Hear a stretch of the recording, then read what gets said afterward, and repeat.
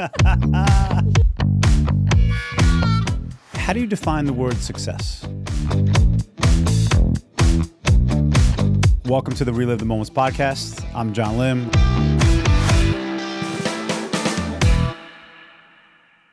Hi. Welcome to the Relive the Moments podcast. My name is John Lim, and I'm here with a very special guest and a dear friend of mine, Mike Steinberg. Today's guest is a streetwear veteran, brand strategist, and creative force. Please welcome Mike, the founder of Trail Network. With over 25 years in apparel, Mike helped shape cultural icons like 555 Soul and LRG, building their global distribution across department stores, boutiques, and emerging e-commerce channels. He started his journey designing custom pieces for Charles Oakley of the New York Knicks. From there, he went on to help launch Diesel's first U.S. store in New York City and eventually became a driving force in the streetwear movement. But as the retail landscape evolved, so did Mike's vision. In 2020, he launched Trail Network, a boutique private label studio built to serve a new wave of destination retail. Focused on quick turnarounds, elevated apparel programs, Mike has created custom collections for some of the most iconic brands, such as the Plaza Hotel, Steph Curry, Sam Adams, the Rocks brand, Terramana Tequila, the NBA, Peloton, and many more. His mission? To bring brand stores to life through high-quality apparel and intentional product experiences. Please welcome to the show my friend, my brother from another mother, Mike Steinberg. Thanks for having me. Great to be here. Yeah, man, it's really good to have you on. You and I have been we've been battling on the basketball court, okay, hanging out, enjoying life. Battling life together, for that matter, as dads of 3 children. Yes. In the same town. 2 of those who happen to be best of friends. So it's been an honor getting to know you, man, and having you here today is it's going to be a lot of fun. Yeah, it's a pleasure. Yeah, love being here. So I got a question, Mike, that we always start off with. How do you define the word success? I think success for me is balance. There's different areas of your life that you have success or you don't. During those times, you might be successful in one area and not in the other. So it's really kind of balancing out the different avenues of your life, whether, it's your physical health, your mental health, your business, your relationships with friends and family. And, at certain times, one of those areas can be out of balance. But you're trying to keep all those areas, it's like almost like a DJ booth where you're just keeping all those things are always constantly moving. So for me, success is having balance as much as you can in all those areas. I like the word balance. I have this triangle of self-belief where, to your point that you just made, there's you, there's family, and then there's work, right? Now that changes throughout life where it's you, then you have family and school, it could be you, family, and purpose, but those 3 things are tied to every human. Where if you have to focus on you, that's things like health, right? I got to be in shape. I have to feel good. I have to look good. That's you. Yep. Family could be your parents, for that matter. It could be your wife. That changes throughout your life. And if they're not doing good, then that's kind of tying you down there as well. And then of course you're distracted by work or at work. So my ideal life is to always have an isosceles triangle, right? So it's not perfect, but you got 2 sides in a really strong balance. Then at that point, you can pull together or tighten up a little bit the 3rd one. Yep. But that word balance is important because I think we all struggle with the idea of trying to find a balance. Yeah, everyone struggles with, different areas in their life at different times. And sometimes, you go through life and all those areas are peaking, and sometimes they're not. So it's all about kind of creating, that getting in there mentally and just keeping everything, that's coming at you, because so much is coming at you in life, is keeping that as balanced as possible. And it's not easy. I mean, everyone, that's my approach with people is like, you just never know what's going on in someone's life. So you try to approach everyone with, that kind hand, because you just never know what's happening with them, So I think it's true. I mean, listen, you're a man of empathy, a word that I think everyone should learn and understand how to act through empathy or through that empathetic lens. But you said the word struggle, so let's sit there for a second. What's a moment in life that we can relive right now together that you might say was a big struggle, one that you overcame? I think from a work perspective, it's redefining your work role or reinventing yourself, in your career. I'll take that piece of it, and is how do you get in there and reinvent yourself? Because if you're staying in the same model of business that you're in, or a job that you're at, and you see it as a dead end, you stay there, it gets stale. And sometimes you have to, you're forced to reinvent yourself. Sometimes you wake up and you want to reinvent yourself. So it's like, for me, it was, before I started Trail Network, I had to reinvent myself when I was leaving the streetwear industry, because trends were changing, consumer habits, and I reinvented myself one way, and 8 months later, that avenue didn't work out. So I had to redirect myself, and it still is a path that you're going on. And that's one reason why I use Trail Network as a name. I love the outdoors and I love hiking. So the trail is that outdoors part of it. And you can see it in my logo. And the network is really my network through, my world of business and friends and all that. So it's like I have this trail and I have this network, and let me drive, all that community into that. And that's how I came up with Trail Network when I started it. So I was actually going to ask you how you came up with that name. So Mike, I love that name, Trail Network, and thanks for explaining it and how you put that together. Because as knowing you, you are an outdoorsy. Okay, I remember when you were working at LRG and you'd be in California, and I'd give you a call, probably 9 o'clock my time. Okay, so obviously 6 o'clock your time, and you're up. What are you doing? I'm just running on the beach right now. Getting my head right before I got to handle these meetings and stuff. So yes, you've always been outdoors, and I understand now, Trail Network, how that's together. But let's go back to the point of reinventing yourself. Yeah. Right? Because you started, as your bio said, like working for Charles Oakley and doing some custom gear in that case. I want to get to reliving that story. I do. But from there, you went to building some really big brands, and kind of like punching through the norm when those brands weren't the norm. I mean, Diesel wasn't the norm when you started that. LRG and streetwear and those things, they weren't the norm as you put that together. Right. So as you reinvented yourself in those ways, you went from that to now building your own company. How was that? Like how did that happen? How did you go from I guess kind of corporate like to wanting to build the Trail Network, combining both the outdoors and the network? Well, that was part of the reinvention, because I had predominantly been in sales roles, starting out as sales associate to director of sales, VP of sales. And, I found that, at the end of the day, the way corporate world was going, it was either you were president of the company, and then it was a lot of kind of medium level people, and then entry level. So they were kind of phasing out that kind of higher executive. So I found it hard to find a job at 50 years old, if someone wanted to pay someone a certain amount of money to do a certain job. They had the super high level people, and then they wanted kind of entry level people.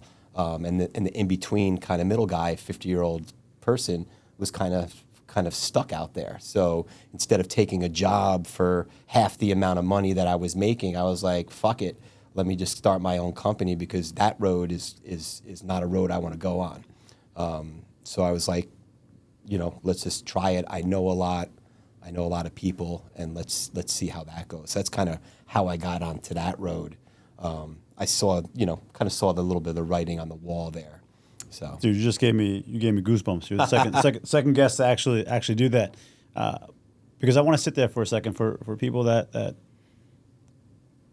don't know your full story, right? So you're 50 years old at this point of the story. You have 3 beautiful children, okay, and your wife, and at that moment you were looking at it saying, hey, listen, at 50, where I should be sitting here in some cushy job because I worked so hard throughout my entire life, and maybe coast a little bit in that scenario. At 50, you're faced with a challenge of either I take a huge pay cut, okay, and go work for somebody else, all right, or I go out on my own and risk everything because I start out with no paycheck for that matter. All right, so I'm taking a much bigger paycheck, but I'm putting the kind of that control in my hands, or the ceiling is now nothing. Sky's the limit.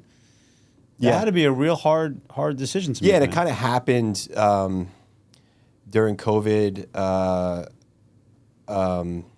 I got let go from a company that I was working for, that I consulted for, and helped them build their business. And again, it was typical 50-year-old guy. They had younger sales guys, so they didn't want like this old guy set in their ways. I was calling them out on their shit every day because they had no clue. And so literally got let go in COVID. The next day, my biggest customer calls me on the phone and says, Mike, I need to place a reorder. So I said, all right. I said, I'm not with them anymore. They let me go yesterday. She says, okay, well, you could make it, right? I said, yeah, I can make it. So the next day, I got let go. She gave me an order. I called up my brother, said, dude, I got this day or whatever. He's like, all right, we'll figure it out. I called someone that I knew that had a print facility. He said, ship me the 1,000 T-shirts. I ship him 1,000 T-shirts. He makes them. 2 weeks later, I ship them to her. And, that was kind of just really almost like pushed me onto that whole thing. I didn't even have a name, Trail Network, yet. So, and that was it. I called someone within my network. Hey, I need help. You printed for me at this other company before. I want to, blah, blah, blah. So I shipped it to him, and then we shipped her the order, and then it just kind of evolved from there. So it's kind of like, just happened kind of that way. I always envisioned it, but it was just like, okay, let's get on that path and go. So who was the client, and what was her name? That client was Cisco Brewers in Nantucket, which is, if you know Nantucket, it's like a Black Dog, and they're probably the highest destination place on Nantucket. It's the biggest visited place on the island. It's on a farm on the way end of the island. So, Gronkowski goes there, David Portnoy, Barstool goes there, Bill Belichick, probably with his little girlfriend now too, goes there. And it's like a hippie, it's a hippie happy place. And you drive here in the Northeast, you see their logo on the back of Jeeps, the Jeep tire covers, huge following. And they now have like 5 outposts, and they're probably in my top 3 customers, and I love working with them. They're great, amazing people. I mean, listen, it's a testament to you, and it's a testament to the word network, where when I just heard that story as we relived it, because you just get let go from this job, okay, you're in COVID, the world is fucked up. No one knows what we're doing, how we're doing it, what's going on. Yeah. Right? And now you got to figure out at 50 years old with 3 kids, okay, what am I doing next? And next thing you know, what happens? You get a phone call. Next morning. Next morning. 8:30. Right? Okay. And you actually set out, hey, you know what? I just got let go. I can help you with the order. Nothing in it for me. And then she actually just changed it. And that's sales too. Like, I've been in sales for 25, 30 years. And I always looked at myself working for the customer. I always gave them that feeling of like, I'm with you. I'm going to get you the best deal. I'm going to get you the best product. I'll do anything for you. I'll, jump in front of a train for you. And, I think that pays off than, being a sneaky or slimy salesperson. Right. It's like, hey, I work for you. I'm an extension of your team. And that always was my motto with people. Never took business personal. Someone said, hey, your product's not great anymore. We're not going forward. Your brand isn't selling. We're going to stop putting you in a store. Never took it personal. So, some people take that personal and they get angry. But I was always, I'm an extension of, your business. How can I help you? And that's a good thing for people to remember. Like in sales, either you're selling something, right? You're just a salesperson, a salesman, or however you want to look at it. Or, right, you're helping them grow their brand, and they're buying stuff from you to do so. You don't have that. Yeah. Was that movie Cadillac Salesman? Exactly. Robin Williams. Exactly. Great movie. Order takers, or that's what they used to say. And that was the only job I ever got let go in my whole life. And I started working at like 11 years old. Never got let go from a job. So it was like, I was like, oh shit, fuck, this sucks. And boom, the next day I was like, okay, let's go. And well, we're gonna dive into the 11-year-old thing, but I think what you just said brings me to one of my favorite quotes called "It's coincidence is God's way of staying anonymous." All right, and whether you believe in God or a higher power or whatever name you want to put to it, I love the quote because it was said by Albert Einstein, who was an atheist. So it's one of my favorite quotes because there's no coincidence that you got that call that next day, and there's no coincidence that right now the trail network is blazing, okay, with the clients you have. So, no coincidence. Everything happens for a reason, you know? You miss a train, you know, you're late getting to your car to get on the highway. Like, everything is all that happens for a reason, you know? Like, I'm a firm believer of that. And that's kind of part of your destiny, you know? Totally, and we could geek out about these things all day long because like the Adjustment Bureau is another movie everyone should watch with that idea. But starting to work at 11, I want to go back to your childhood. I want to go back to an early moment in life that's a memorable moment for you, one that helped shape you to be who you are today. The 50-year-old just got let go for the first time ever, and all of a sudden now has a has a new business going on almost 5 years now, and is, again, pun intended, trailblazing, working with all of these amazing clients. What's a moment in your childhood that you could remember that helped shape you to be the successful man you are today? I think it's really my parents. You know, they grew up in the Bronx. My father's father was an alcoholic and a gambler. When he died, the bookies were coming after my father for money. And my father always instilled in us, you know, never live outside your means, never be a show-off, just really kind of be humble, you know. Don't be a douchebag, don't be flashy. And anytime, you know, when I was young and would get that swagger, whatever, he would always put me aside and say, hey, you know, don't be like that, you know, and that kind of shaped me, you know, to who I am today. Both my parents kind of growing up from humble beginnings and you know, instilling that in their children. So it kind of stuck with me, like, you know, just kind of don't be flashy, don't be that guy, right? So that's really it. And I never really gambled, you know. Never gambled at all. I just kind of knew not to do that. So that kind of shaped me into just being kind of, you know, that type of person where it wasn't, you know, I wasn't craving, you know, three car garage and country clubs and all the bullshit that comes along with life. Like, you just don't need it, right? So you just kind of stay a little bit humble. It's amazing advice. I've interviewed a lot of people, and when we talk about the childhood, most choose their parents, a moment that they can remember with their parents. Yeah. I haven't yet, and I'm going to look back at some point and say, okay, did the men say their dads or their mom? Did the women say their dads or their mom? But we always have someone in life, whether it's a parent or a grandparent or just a friend, right? Yeah. Someone that did something to us in one moment of time, right? Like the story about, you know, your grandfather passing away, and then the doors, you know, knocking on the doors of not saying, hey, man, I'm sorry for your loss, but knocking on the doors in the Bronx of saying, hey, your loss is my gain. You owe me some money because of your dad.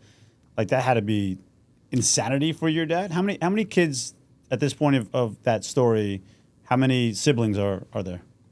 There's 3 siblings, and at the time, I never met my grandfather, my father's father, but at the time, I think my older brother was like 2 years old, and my father just moved to Westchester from the Bronx.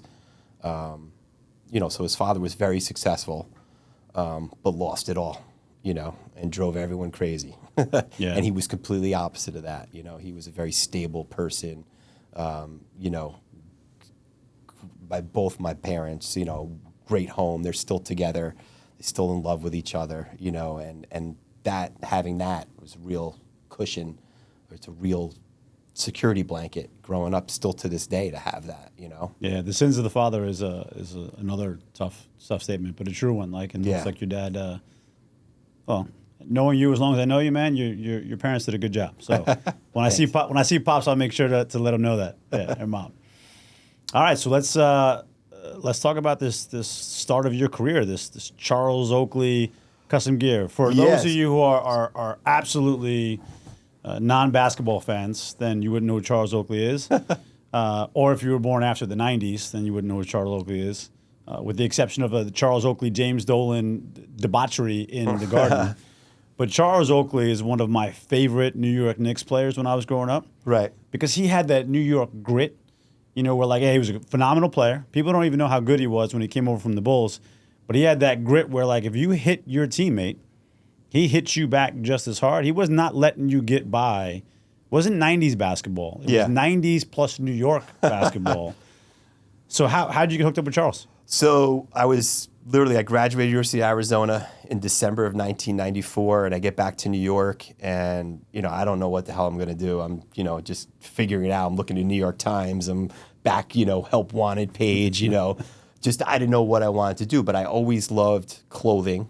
I always changed 15 times a day. I always loved merch, new merch that drops for teams, and the Charlotte Hornets would come out, a brand new expansion team, and you had the original like uniforms of them, and the Orlando Magic was always on the tip of that new stuff. And Charles Oakley obviously was a powerhouse in the Knicks, and he had this car wash in the Bronx called Oakley's Car Wash. It was up in Riverdale. And so I called up there. I didn't know what I was doing. I was sort of back from Arizona, maybe a month. So I said, I want to make some clothing for the car wash besides just the T-shirts that are there. I want to create like a little brand, like a little collection. So the guy's like, okay, we'll make up some samples and come up. So I figure out how to make up a couple samples. He goes, come up on this day, Charles, there's a barbecue and Charles is going to be there. And so I come up and Charles Oakley's there and he's 6'8". He's got a tank top on and I show him the samples and he's like, oh, I want this, I want this, I want this. I'm like, oh my God, I just spent 6 weeks making these samples and now he wants something completely different. I have no idea what I'm doing. I said, so let me get them a little situated. I did some merch for them, but then I was like, I got to go work for, if this is what I want to do, I want to go work for someone. And then 5 years later, I was like, if I knew what I know today, at whatever, it was maybe 29, I could have made that line into the most, it was the evolving market of kind of urban streetwear was coming out with FUBU and before a lot of these other brands that came out. But I was like, Oakley's Car Wash within itself would have been an amazing brand. Oh yeah, man, especially because again, for us Knick fans who are right now having some good things to cheer from, 94 was the year that we had the shot. We had the shot. It was 90. Yeah. It was New York's year. Rangers won, Knicks could have won. That was our shot. So I could see Oakley's Car Wash was he was the first athlete that I can remember locally, because I wasn't around during the Joe Namath days, but locally that actually took a business and threw his name on it. He had Oakley's Car Wash. John Starks later followed with the 3-star mobile and things of that, but Oakley's Car Wash was it was a thing. Still the thing but now. It was a thing, to get your car washed there was a scene, it was a whole thing. And I ran into him, funny thing, I did some stuff for the John Starks Foundation with Trail Network. We donated donated a whole, we paid whatever for be a sponsor for John Starks Foundation. So I go to the event and Oakley's there. I could show you the picture later. So I sit down with him, have a drink. I said, Charles, 25 years ago, I went to the Bronx and I showed you and he was like, oh my, I don't know if he remembered or not, but dude, he was so cool. So we had a drink together. It was great. It was great. Yeah, so, yeah. We'll add that picture to the I'll album that we created and put it there, so everyone can see it. Yeah. But it was a cool experience, and if I knew what I knew today, then oh my God, it could have been a big thing. Yeah, we need a new term. Hindsight 2020 is clearly the oldest term, but there's got to be something else, right? The if I knew then type of the vision side. Yeah. But you're right. Listen, we can all look back and say, if I knew what I knew now, I knew then. Change. But I started feeling the energy of creating streetwear and creating a brand, and having this stuff that's just next level, that's not generic, and how do you do that? All right, so listen, let's stay there, because right now I could, for those who know me, I'm big on live energy. That's why all the podcasts that we record are live in the studio. So there's a lot of guests that I can't grab because they're across the country or overseas that I know, and I could feel this energy kicking about telling the story about the streetwear. So let's continue to relive these moments. So we go from Charles Oakley, right? What and the streetwear. I think FUBU was the only one. FUBU was Damon John and LL Cool J, right? Yeah. So they're coming around the same time? it was Damon John and I forget the other guy's name. So it was like 3 other guys, not LL Cool J, but it was that time of emerging. Basically, what was happening in streetwear was inner city market.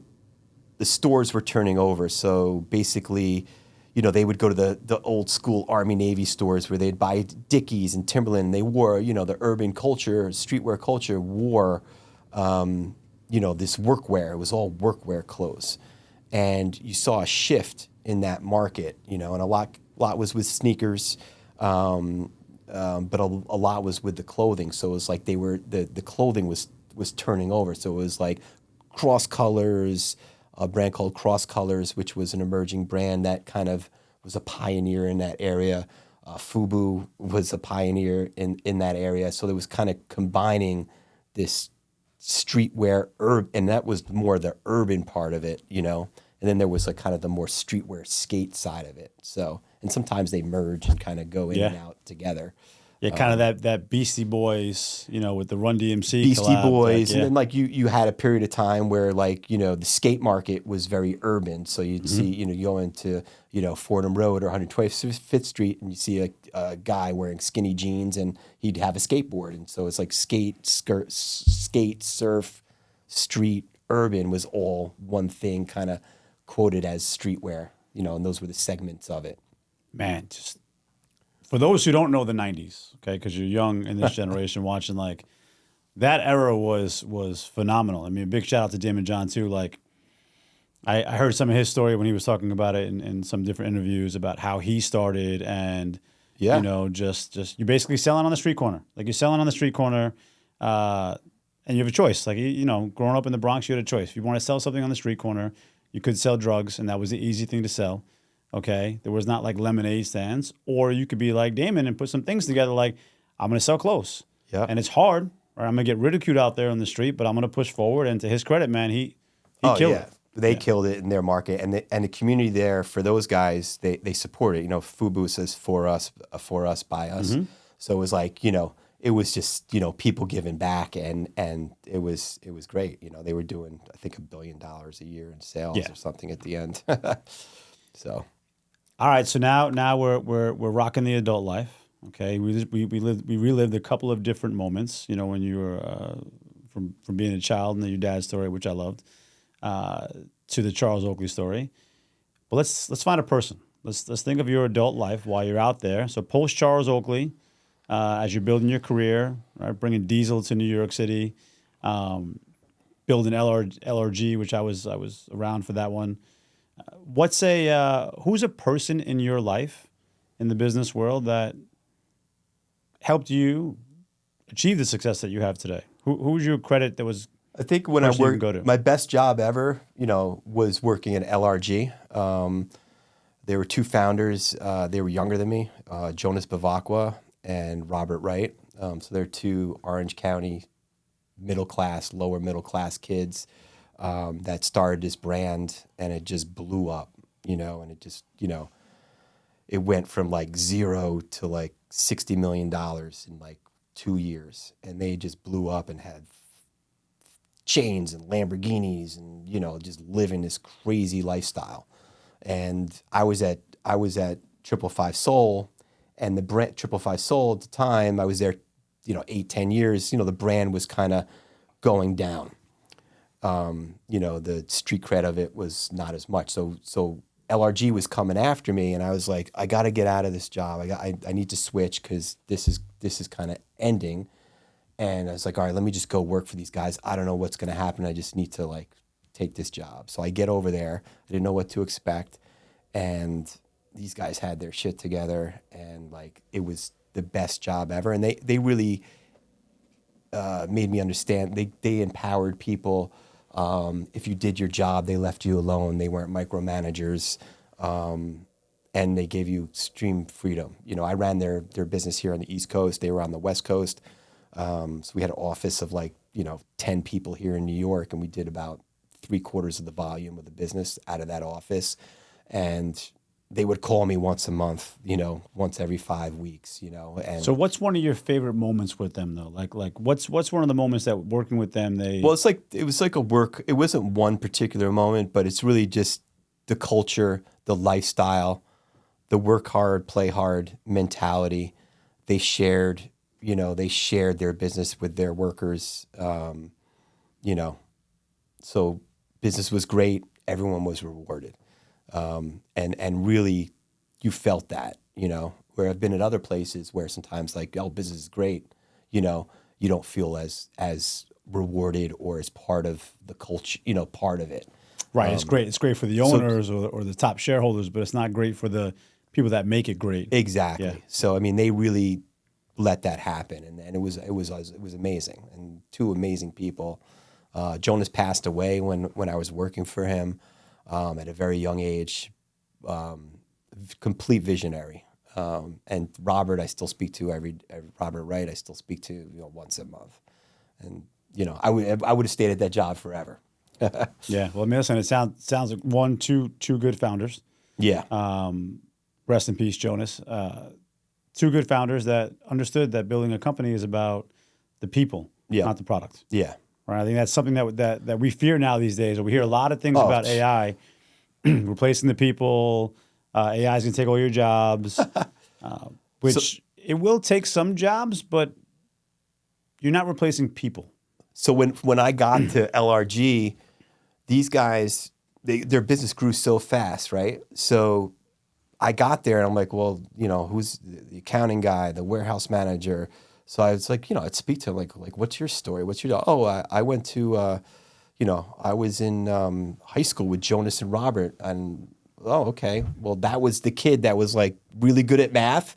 He was the head accounting guy in the company, right? The guy that was like, the football player that stopped playing football that was like 6'6" and like 260 pounds. He was the warehouse manager, and the cool guy was like the marketing manager. And they just put all their friends in place just based on their personality. It was genius. I love that.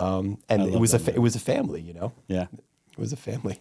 I love that. I mean, listen, I've been building companies since I was 19. I'm going to be 47 soon. So like, when you treat everyone like family, okay, but as as a manager or an owner or a leader, you have to remember it's more like we're family because we're like a team, right? But then you gotta work like there's a leader of the team. It's like a sports franchise, if you will. There's people that took advantage of it, right? Yeah. And they got clipped. Right. They didn't hang around. You gotta keep up those specs. Yeah. So I want to ask you, how do you maintain your success now? Let's give some tidbits to the audience of how you, a very successful individual, maintain that success. What do you do? To keep success, I mean, again, it goes back to the balance, and I just try and, keep up on trends, really get in there with the customers, offer them something different. Like you said, it's a boutique. I run like a boutique thing where it's not like you're going into, online and trying to order something, or you're really getting just a live person, and you're getting extra touches, if you want that more elevated ride on products. So it's like, it's finding what brands that are different that we can get, collaborations, for the event, I'm bringing collaborations to my customers with other brands. So linking brands together. So it's like, how can I get them something that someone else doesn't have the chutzpah or the knowledge to bring, or they work for, a bigger company, or they just don't have that energy or that knowledge to bring them, this design or this brand or this blank or, whatever it may be. And that's kind of what I strive for. Today I wake up and try and do every day. So that's kind of how I'm going to try and define my success. And, I'm trying to, I don't need right now in my life, I don't want a huge company with tons of employees. I really want to chase the profits and not the revenue. And I've seen it every which way to Sunday on that. I've worked for companies that we did $140 million a year and lost money. And I've worked for companies where we did, $30 million a year or $15 million a year, but we're profitable. So it's like, what do you want, right? Right. You want right. the stress, or you want to like, you want to just like have that balance and work with it. So I think many founders fail in that scenario. Mark Cuban's always great about that. Like, listen, okay, there's zero issues with your company makes $1 million in revenue and you take home $300,000 of that revenue. right. Right? As opposed to your company making $10 million in revenue and you take home $250,000 of that revenue. Right. Right? So if you're not building a business to sell a business, then you got to build a business to live, to grow. And then that should be all about profit, not about revenue. Yeah, and it's got to be, it's natural too. It has to be natural growth. Mm-hmm. Like you can't have fake growth. You could fake it, but it's not going to last. Right. So it's natural. With Trail Network, I honestly, I haven't cold called once on a customer. It's all been referral. And that's, for me, that's like success, right? It's like, I don't have to pick up the phone and be like, oh, you have a cool brewery, you have a cool hotel. My hotels are passing me off to other hotels. My breweries are passing me off to, other breweries. My hedge funds that I do sick product for pass me off to other hedge funds or, other law firms. So it's like, that's to me success, right? Is like, you're getting calls and you don't have to pick up the phone and make 100 calls a day, which I've done, which sucks. Yep. So I'm trying to have that natural growth where it's kind of fun and exciting, and it's not forced. I'll tell you, Claudio, with this guy here, hey, listen, Claudio is the man that makes all of this happen, by the way, here behind the scenes. With his studio is insane. Right. I can live in this thing. Yep, we can absolutely. I do a lot of meetings in here, but like, listen, this is no Joe Rogan podcast, all right? And I've never met Jamie, but I see how good Jamie does for Joe Rogan. Claudio, right up there with the Jamie side. But Claudio, man, with this man having so many breweries and high-end hotels as clients, like we should do a little on the road podcast at one of the breweries that he's repping. Yeah. We got Claudio agrees. I see he agrees. You like breweries? Yeah. Nice. Yeah. We got some in the air. Yeah. For you, I do a half full right here in Stanford. Bad Sons Brewery, which is in Derby. Work with Sam Adams, Dogfish Head. We want to get some relive. You know what I mean? Relive the moments sponsors and Guinness. Sometimes when people can't get deep or vulnerable as easy as Mike can, maybe we crack open a Dogfish, Half Moon, get him a little liquid courage to get on there. But yeah, all right. So Mike, listen. As you can see from talking to me, like I'm very big on quotes. I think quotes is a powerful way to capture so much in so little of a sentence. Like people just gravitate towards you, like music lyrics. What's your favorite quote? So I put in when you guys sent out the invite thing. My favorite quote is from a fellow that was a buyer of mine once, and we became very good friends. And he says, the grass might be greener, but the water bill will be higher. So just kind of like the whole, everyone's, trying to get the next thing, trying to do this and, boom, boom, boom. But you could get over there and it's like, all of a sudden your water bill's higher, So to have the greener grass, it's going to cost something, and that kind of, it hit me a lot because it goes back to kind of some of, what I talked about with my parents. And it's just like, you know what? You gotta stay in your lane. You do one thing. I was never able. One of my jobs, I had like 3 or 4 brands that we had going on, and I woke up. I didn't know what the fuck to do every day. I was like, do I focus on this brand? And I got this brand from that was from Europe, and this thing, and I didn't even know where to begin. And I was like, I can't multitask different brands at one time. I just need to do one thing and focus on that completely. Well. And, you could also, take another job and get more money or, go move somewhere else. But like, you know what you got is pretty good. And so I always kind of, it hits me in different ways when I think about it. But for some reason that stuck with me as a quote. I like that quote. So the grass might be greener on the other side, but the water bill is going to be higher. To sum that up in one word, to me it's humbleness. So we're always looking. We need to be ambitious. You should be ambitious in everything you do. I believe that if you're not growing, you're dying.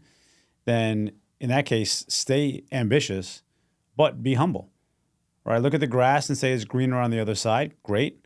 And focus on your own grass, not focus on getting to the other side of the grass. If you want your grass to be as green as your neighbor's, then focus on your own grass. Ask questions, stay curious, but yours, because you know what that water bill is already going to be. Yeah, it's a great quote. Yeah, it stuck with me, and it hits me all the time. Like, so that one's the one that kind of sticks with me. I like it. I like it. By no one famous, just a good friend. Listen, he's famous now that he's a part of the Relive podcast. I also like, you got to look out for number one, but don't step in number two. That's a good one. That's one of my favorites. That's another good one too. That's a good one. I like that. That's kind of staying humble as well. Like, you got to look out for number one, but don't be stepping in number two. Right. It's another good one. So, Mike, if people want to reach out to you after this and find you, talk to you, connect, just pick your brain. Whether you're a Knicks fan, you want to hear about the Charles Oakley side, or you grew up and you got your first date because of those diesel jeans that you got in the store in New York. How can they do that? So you could reach me LinkedIn, under Trail Network. Michael Steinberg is, chief. I call it the Chief Ranger. I'm not the CEO. I'm the Chief Ranger. So I'm the Ranger of the park. I run the park. Or best is Instagram at Trail Network USA. I never really not big on business cards. I never was really a business card person in general. I was kind of like anti. So yeah, that would be the best way, either through LinkedIn or Instagram, and check out the brand. We got some really cool stuff going on that's exciting. So I'm excited for the next what the future holds in terms of growing the business and keeping it naturally moving forward. Listen, man, I'm excited for you, and I look forward to continuing to watching that journey with you. I think it's great. For everyone watching the podcast, I want to thank you for taking the time out of your day, whether you're watching this on YouTube or listening to us on Spotify, Apple, relivethemoments.com, anywhere where you get your podcast. It was really fun having you guys part of this. Do not forget to like and subscribe. Remember, sharing is caring. We'll continue to bring you great stories from great people who like to relive the moments, and hopefully these moments help change part of your day. And for that, man, thanks, Mike, for coming. I really appreciate it. My man. Thanks for having me.